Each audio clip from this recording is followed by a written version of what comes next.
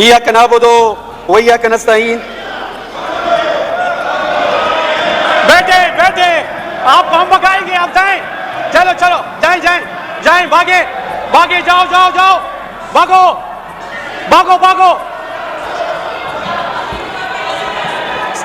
जनाबे स्पीकर साहब, नवाज शरीफ की भी भागने की आदत है, इनकी सिपाहियों की भी भागने की आदत है, हम इनको भगा के रखेंगे।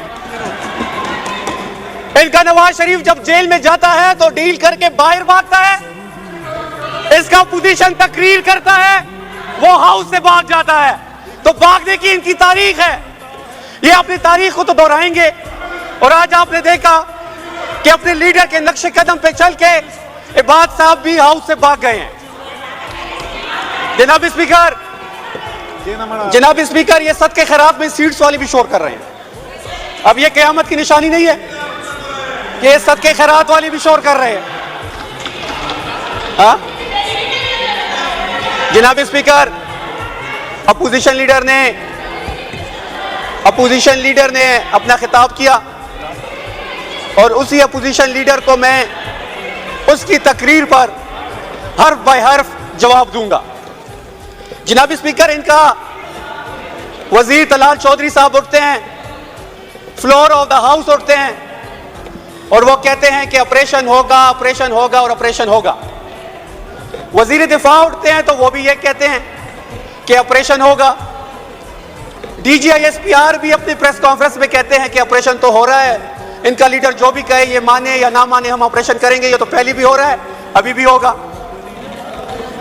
स्पीकर साहब, मैं अपोजिशन लीडर ने, उन्होंने जो आज हाउस से अपनी तकरीर की दौरान जो गलत बयानी से काम लिया, झूठ का सहारा लिया, फिगर्स को मैनिपुलेट किया, ये इनकी गलती नहीं है जनाब।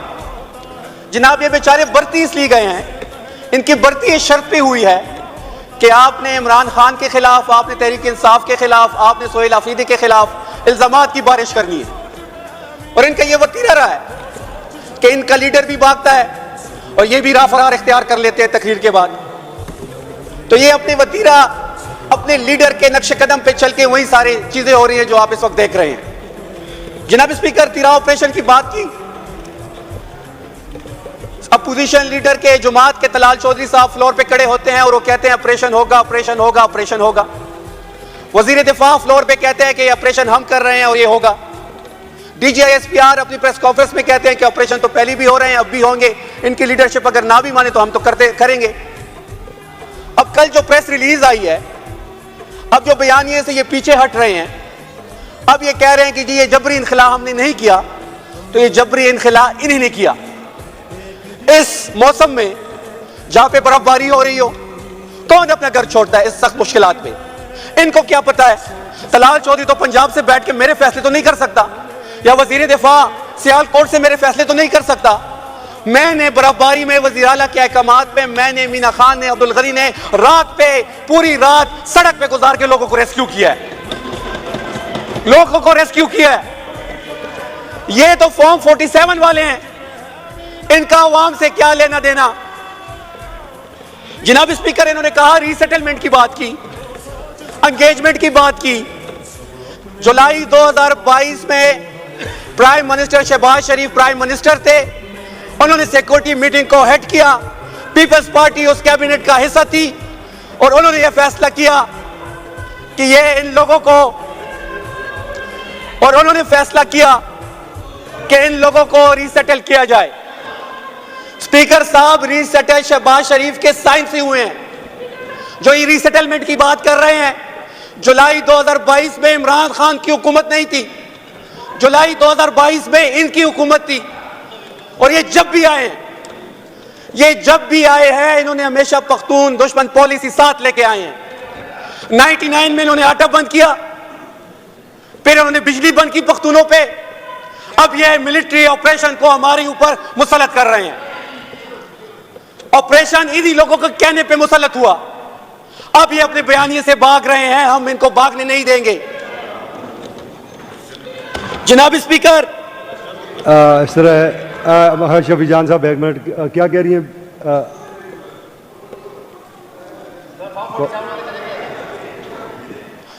सर फॉर्म 47 वाले चले गए हैं, इनका क्या काम है?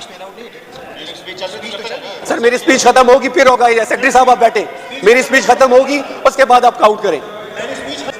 जनाब स्पीकर, जब हम लोग पकड़ते हैं तो इन्हीं की कॉल आती है कि ये गुड तालिबान है, इनको छोड़ा जाए। तो गुड और बैड का कंसेप्ट भी ये लेके आए हैं, दहशतगर्दी भी ये लेके आए हैं, गुड और बैड तालिबान का कंसेप्ट भी इनकी लीडरशिप लेके आई है। तो ये किस मुंह से ऑपरेशन की और तालिबान की बात करते हैं और पुख्तूनों की बात करते हैं? जनाब स्पीकर, इन्होंने कहा कि हमें 800 अरब रुपए मिले हैं। मैं ऑन द फ्लोर कह रहा हूं, यह साबित करे कि हमें सीटीटी के मद में 800 अरब रुपए मिले हों। इन्होंने हमें 1% एनएफसी के शेयर में जो मिलता है वो दहशतगर्दी से जो हमारा इंफ्रास्ट्रक्चर डैमेज होता है उसके लिए मिलता है।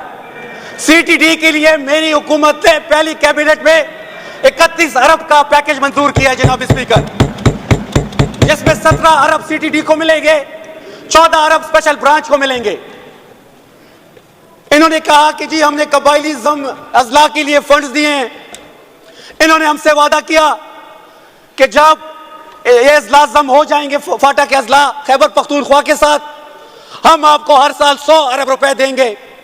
7 साल हो गए हैं जनाब स्पीकर, 700 अरब रुपए मेरे सूबे का बनता है, अभी तक मुझे सिर्फ 132 अरब रुपए मिले हैं। 568 अरब रुपए इनके जिम्मे हैं। जनाब स्पीकर, ये फ्रांसिक लैब की बात करते हैं। फ्रांसिक लैब के जो रिजल्ट आए हैं, वो जो वीडियो सोहेल अफरीदी साहब के मुतालिक फ्रांसिक लैब का हवाला देके ये बात करते हैं, तो उसके बाद तो फ्रांसिक लैब के रिजल्ट्स पे शकूक व शुबात जन्म लेते हैं। वो वीडियो जो ये कहते हैं कि कोर कमांडर हाउस की है, वो वीडियो तो मार्च की है। तो जो फ्रांसिक लैब इन्होंने बनाया है पंजाब में, उसके रिजल्ट्स पे अब तो शकूक व शुबात जन्म ले रहे हैं। इसके साथ साथ तिरा की बात हुई, और तिरा के जो पैकेज की ये बात कर रहे हैं, 14 नवंबर को जो कैबिनेट की मीटिंग हुई, उसमें 4 अरब रुपए जो फैसिलिटेशन के लिए रखे गए, वो हमारी जिम्मेदारी है। शफी जान साहब, हमारी यहां हुकूमत है, हम अपने लोगों को बेसरो सामान नहीं छोड़ सकते, हम अपने लोगों को सर्द रातों में तन्हा नहीं छोड़ सकते, हम अपने लोगों को फैसिलिटेट करने के लिए हर हद तक जाएंगे। यह हमारी जिम्मेदारी है, यह हमारी हुकूमत है, यह हमारा मैंडेट है, और हम इनको हर चीज फैसिलिटेट करेंगे। जनाब स्पीकर, शफी जान साहब, आपका क्या काम है? आप बैठ जाएं। पराई शादी में अब्दुल्ला दीवाना, आप काउंटिंग करेंगे। पराई शादी में अब्दुल्ला दीवाना। जनाब स्पीकर, पीएसडीपी की बात कर लेते हैं। पीएसडीपी पे हमें सिर्फ 55 करोड़ रुपए खैबर पख्तूनख्वा को मिले हैं, और पंजाब को शफी जान साहब एक मिनट को